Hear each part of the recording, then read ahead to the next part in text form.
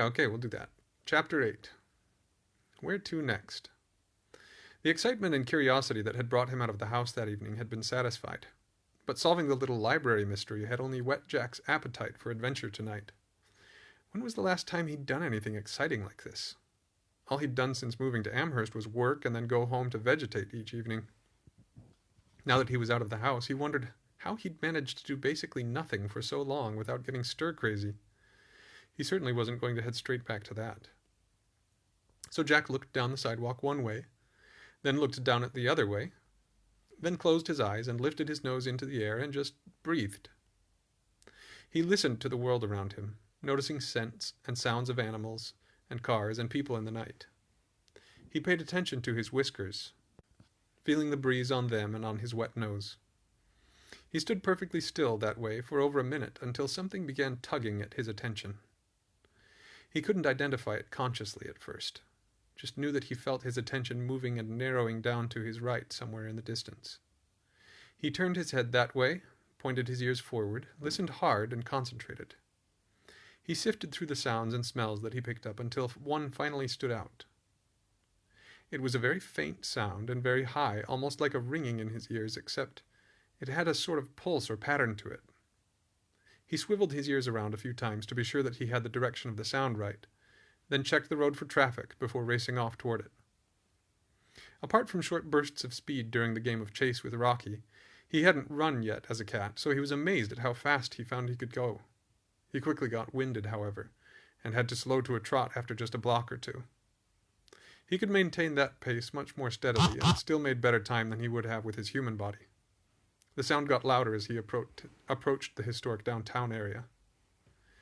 Though Jack had passed through the area many times, he'd never stopped to look around and appreciate it. Turning from Main Street onto Park Avenue, he passed boutiques and real estate offices, bars and cafes, an old Ben Franklin five and dime, a dance studio, a barber. Clearly the city and the individual owners of the properties had put a lot of time and love and money into restoring the old buildings there. Though many were renovated on the inside, they all preserved their historic brick facades with hand-painted signs and cloth shades over the sandstone sidewalks. Since it was a Thursday night and probably approaching 11 by this time, everything was closed except a bar or two. No one was out on the street except Jack, and no cars drove past. So close to the source of the sound now, Jack found it loud enough to be really irritating. It sounded almost like dialing a fax machine by accident on his phone. The sound was coming from down an alley behind a jewelry shop, which, like most of the street, was closed for the night. All its lights were out except a few LEDs right in the front window that shone on a few beautiful necklaces, rings, and bracelets. Standing on his back paws to get a look through the window, Jack could see that nothing moved in the main area of the store. He couldn't see into any of the other display cases, since they were so much taller than he was. But judging by the pieces hanging in the front window, he supposed the other jewelry in the store must be quite valuable. He dropped back to all fours and poked his head around the corner into the alley. Nothing moved there either. Moving quietly, Jack crept down the alley toward the sound.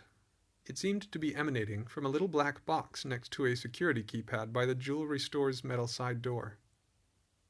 Maybe it's part of the security system, he thought, though he couldn't recall ever seeing something like that before. Disappointed by yet another mundane explanation for what had at first seemed like an exciting mystery, Jack turned to go. Just then he heard the handle of the door click, and the door opened just a crack. Feeling startled, Jack hurried behind a dumpster to get out of the way, then peeked back around the edge of the dumpster to see who would come out.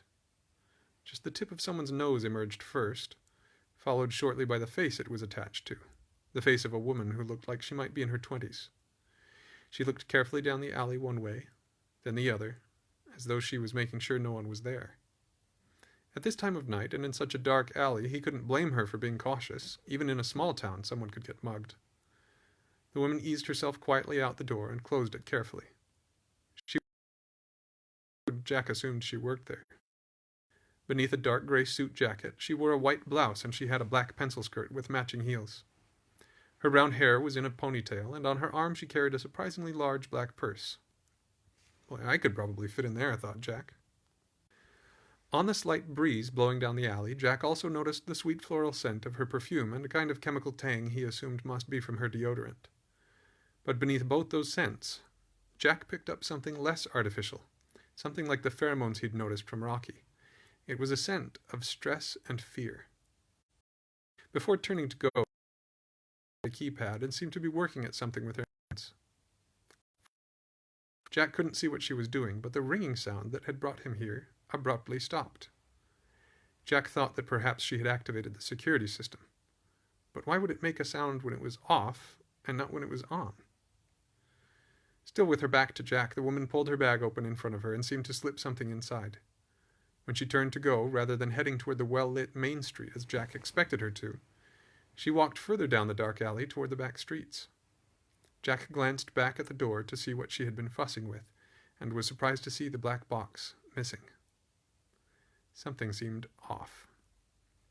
Jack hurried back to the front of the store to look up at the window display. All the jewelry was gone. Stunned, Jack sat down hard on his rump and thought about what he'd just seen. Did that lady just rob this store? Jack ran back into the alley, but he couldn't see the woman anywhere. He raced down to the first cross street and looked both ways. She wasn't there either. He couldn't hear the click of her heels, so he put his nose up to the wind. To the left there was just the scent of stale alcohol and grease from a pub, but to the right he picked up the scent of her perfume. Jack ran in pursuit, hoping to catch up to her so he could see where she went next. As he crossed the next alley at full speed, he suddenly heard the sound of a car speeding toward him from the right, and he leaped up to avoid being crushed beneath it. He landed right on the slick hood and slipped hard into the windshield. He instinctively grabbed for something to hold on to and got the claws of his right front paw into a rubber windshield wiper blade just as the driver of the car slammed on the brakes. His body flung out behind him toward the front of the hood, but his grip on the wiper held firm. Dazed and sprawled down the car's hood on his belly, Jack lifted his head to the terrified face of the driver of the jewelry shop. Her turned instantly to anger, and she growled as she kicked the door of her car open. "Get out of here, you stupid cat!" she hissed as she swung a snow scraper at him. Hackles raised and ears back, Jack scrambled across the hood and dropped clumsily to the ground on the passenger side of the car. The woman slammed her door, gunned the engine, and raced off in the night. ACF 803, Black Chevy Impala. ACF 803, Black Chevy Impala, recited Jack, committing the license plate and a description of the car to memory. Still staring at the empty air after the car sped around a corner, Jack focused on catching his breath and slowing his heart, which felt like it was going 20 miles a minute. His paw and head ached from the accident, but he was glad to be all in one piece. That was the craziest thing I've ever seen, Jack thought to himself as he licked all his puffed-out fur back into place. Besides me turning into a cat, I mean. Forget a plant stolen on a dare. This was practically grand larceny, and he'd caught the woman red-handed. I've got to tell the police, thought Jack, and started trotting toward home. When he got there about 10 minutes later, he headed straight for his tablet.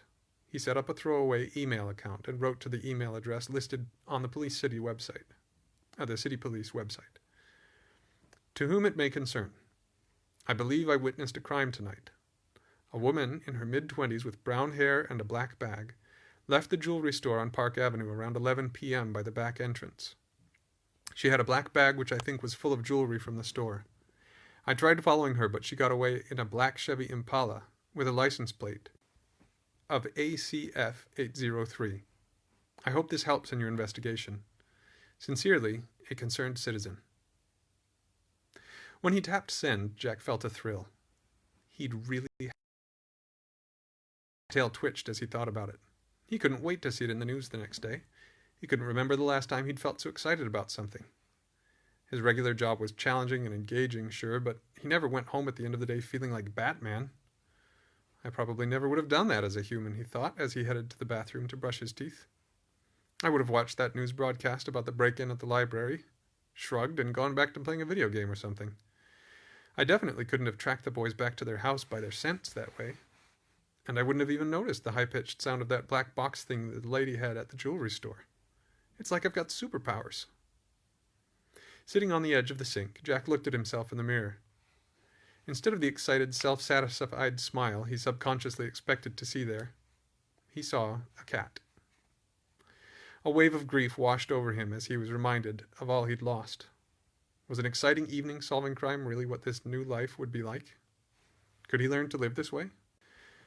Jack's thoughts tumbled and swirled along with his conflicting feelings late into the night, until he finally succumbed to sleep.